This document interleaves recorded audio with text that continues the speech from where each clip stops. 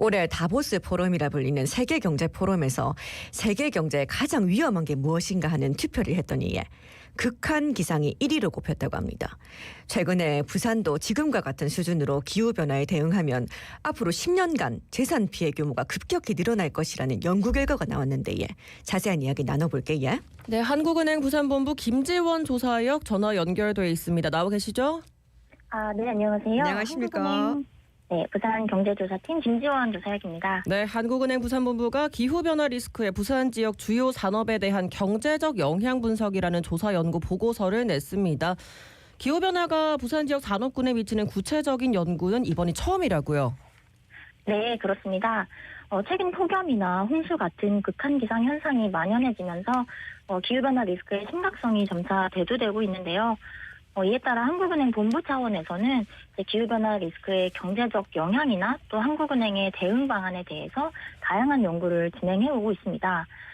네, 부산의 경우에는 사실 지리적인 특성으로 인해서 기후변화의 영향을 굉장히 크게 받을 것으로 예상이 되는데 네. 이러한 리스크가 주요 산업에 미칠 영향에 대해서는 사실 그간 연구된 바가 없습니다. 네, 따라서 이제 저희 한국은행 부산본부에서는 이번에 공동 연구 용역으로 해당 주제에 대해서 최초로 연구를 진행하게 되었습니다. 예, 그러니까 이 기후 변화가 단순히 환경 문제가 아니라 전 세계 경제에도 큰 영향을 미친다는 얘기시지? 네, 맞습니다. 기후변화 리스크는 이제 기업 가치에 실질적인 또 영향을 미칠 뿐만 아니라 다양한 경로를 통해서 사회 경제 전반에 좀 큰 영향을 주는데요. 네. 이에 따라서 주요국들이 이제 탄소 중립을 선언하고 또 관련 제도 마련이나 규제 강화를 추진하고 있고요. 실제로 G7 국가들은 이제 기업의 기후와 관련된 재무 위험의 공시 의무화를 또 본격적으로 추진 중입니다. 네, 이 보고서를 보면은 특히 우리 부산의 주요 산업이 기상 여건 영향을 크게 받는다고 하더라고요. 네, 그렇습니다. 부산 내에서 큰 비중을 차지하는 제조업이나 또 항만 물류업 같은 경우는 낙동강 인접 지역인 서부산권이랑 해안 인접 지역인 동부산권 양 끝단에 집중이 돼 있는데요. 네. 그런데 이러한 부산의 주력 산업인 조선업이나 또 항만 물류업은 본질적으로 좀 기후 변화에 취약한 부문이기 때문에 이 부산의 경제 구조는 구조적으로 수재해나 또 기후 리스크의 민감성이 또 굉장히 높다고 볼 수 있습니다. 예, 그러면 이 기후변화 대응이 제대로 이루어지고 있는지도 일단 의문이긴 한데 현재 수준에 머무를 경우에 기후는 어떻게 변하고 또 자산 손실은 구체적으로 어느 정도가 됩니까? 네. 기후변화 대응이 현재 수준으로 지속되는 시나리오를 가정할 때 또 향후 10년간 부산 지역의 강수량은 현재와 비교를 하면 평균 39%에서 최대로는 108%까지 증가할 것으로 예측이 되고요. 근데 이처럼 일최다 강수량이나 또 최대 풍속이 증가하게 된다면 자연재해로 인한 피해 규모는 이제 현재의 약 2.7배 수준에 이를 것으로 추정이 됩니다. 지금도 사실 좀 어마어마한 수준이라고 생각했는데 2.7배 수준까지 예상을 해야 된다는 건데 이런 결과가 어떻게 예측이 가능한 건가요? 네. 저희가 분석한 모형에 따르면 일최다 강수량이 이제 경제 전반에 영향을 미치는 가장 큰 기후변화 리스크 요인으로 나타났고요. 최대 순간 풍속은 그 다음 요인으로 나타났습니다. 구체적으로는 일최다 강수량이 1% 증가할 때 직접 피해액은 6.9% 정도 증가하고 최대 순간 풍속은 피해액을 5.7% 증가시키는 것으로 나타났습니다. 이때 이제 기후변화를 제외한 나머지 사회 경제적 여건이 변하지 않는다고 가정을 하고 이러한 추정치를 이제 적용을 해서 앞선 2.7배라는 숫자를 산출을 했습니다. 생각 이상인데 그런데 이게 화석 연료를 최소화하지 않으면 부산의 연평균 경제 성장률이 0.11에서 0.14%포인트까지 하락한다 이렇게 전망을 했더라고요. 네. 근데 사실 저희가 이렇게 듣기에는 0.11%포인트, 0.14%포인트라면 크게 와닿지는 않거든요. 그럼 이 정도 수치면은 우리 부산 경제 성장에 얼만큼 영향을 끼친다고 보면 되겠습니까? 네. 그 해당 숫자는 이제 기후변화 완화 노력이 현재 수준으로 지속되는 시나리오랑 기후 정책이 없는 좀 극단적인 시나리오 각각의 상황에서 일최다 강수량 등이 최대로 늘었을 경우를 가정을 해서 산출을 한 건데요. 부산의 경제 성장률이 사실 1%대에 머무를 것이라는 전망이 좀 보편적이기 때문에 0.11에서 0.14라는 숫자는 결코 무시할 수가 없는 수준이라고 볼 수가 있고요. 또 현재 시점에서 일 최다 강수량이 경제 성장에 미치는 부정적 영향이 한 0.03%포인트 정도거든요.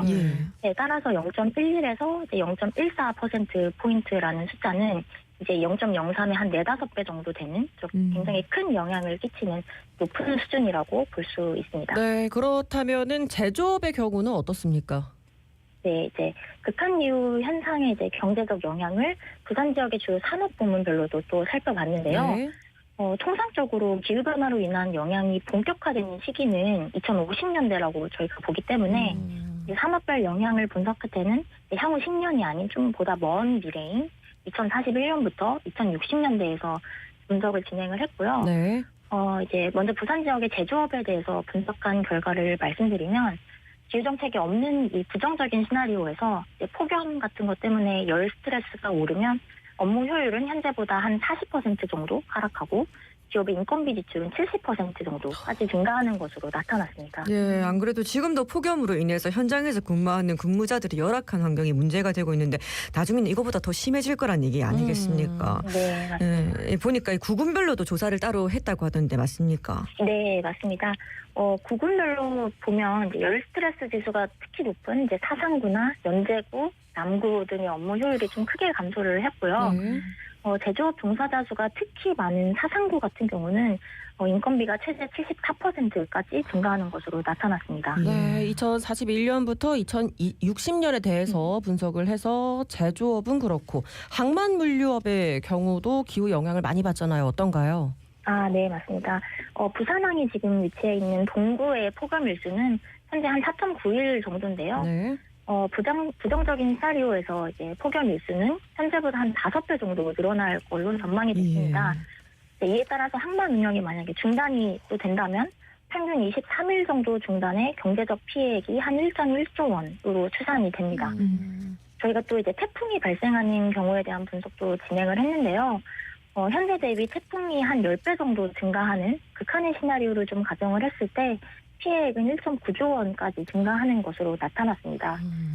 다만 이제 항만 인프라 손실은 좀 공급망을 통해서 다른 부문이나 또 국가로 전이될 수 있다는 점을 고려하면 이 총 피해액은 1.9조 원을 넘어서 훨씬 더 클 수가 있습니다. 그러니까 몇 퍼센트 포인트라고 얘기했을 때보다 1.1조 원, 1.9조 원이라고 말씀하시니까 정말 더 크게 와닿는 것 같아요. 예, 지금 또 제조업, 항만, 물류업 짚어주셨는데 이렇게 가장 크게 영향을 미치는 기후변화 리스크 요인이 이게 산업별로 달라지는 겁니까? 아, 네, 그렇습니다. 이제 기후변화 리스크 요인은 사실 산업에 따라서 달라질 수도 있고 이제 지역에 따라서도 달라질 수가 있는데요. 부산 지역 같은 경우는 제조업은 주로 열 스트레스가 높은 지역에 위치하고 있기 때문에 네. 저희가 분석을 할 때 이제 폭염에 따른 근로자의 노동 생산성 변화를 좀 핵심 리스크 요인으로 설정하여서 분석을 했고요. 이제 항만 물류업 같은 경우는 이제 주요 기후 변화 리스크로 폭염이나 뭐 태풍, 강풍, 폭우 같은 것들이 있는데요. 세계 항만의 한 33% 정도가 열대 폭풍이 발생하기 쉬운 지역에 위치를 하고 있어서 저희가 이제 이번 연구에서는 폭염과 태풍을 또 주요 리스크 요인으로 설정을 했습니다. 그러면 이제 산업별로 가장 크게 영향을 미치는 기후 리스크를 파악하고 대책을 마련해야 한다는 얘기인 거죠? 네, 맞습니다. 사실 이제 기후 리스크가 기업의 생존에 굉장히 중대한 영향을 미칠 수 있음에도 불구하고 아직까지는 이제 법적 규제의 최소 요건을 겨우 충족하는 정도로만 대응이 이루어지고 있는 실정입니다. 이렇게 기후변화가 초래할 불확실한 미래에 좀 더 이제 체계적으로 대응하기 위해서는 산업별 특성이나 또 밸류체인 같은 것들을 반영해서 리스크를 분석하고 또 이에 따른 대책을 마련하는 게 좀 필수적이라고 생각합니다. 네, 이 조사 결과가 일단 기후변화 대응이 현재 수준에 머무를 경우 혹은 기후 정책이 존재하지 않는 경우를 가정한 좀 보수적인 가정이거든요.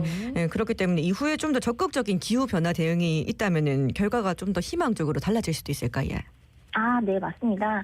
연구에서는 현재 상태가 지속되거나 혹은 아예 뭐 무분별한 개발로 현재보다 좀 더 악화되는 부정적인 상황을 가정을 했습니다.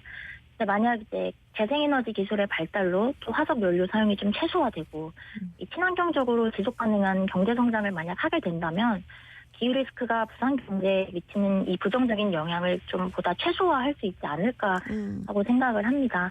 그리고 실제로 저희가 또 가장 긍정적인 시나리오를 가지고도 분석을 해봤는데요. 예. 이러한 시나리오에서는 자연재해 피해나 이 경제 성장률 감소폭이 훨씬 작아지는 것으로 나타났습니다.